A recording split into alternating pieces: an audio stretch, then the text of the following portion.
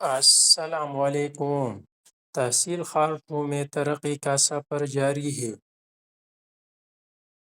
Minister مبارک زیب خان کے vision اور چیئرمین باروز خان کی قیادت میں وی سی 14 میں پی سی سی روڈ پر کام تیزی سے جاری ہے۔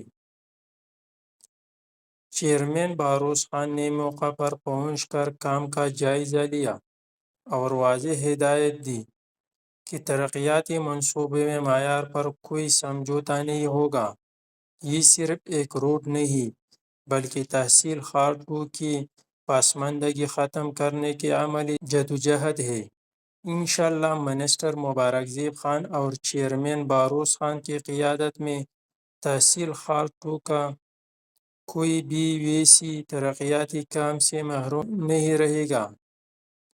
باتیں نہیں، عملی کام، وعدے نہیں، ترقیاتی منصوبے۔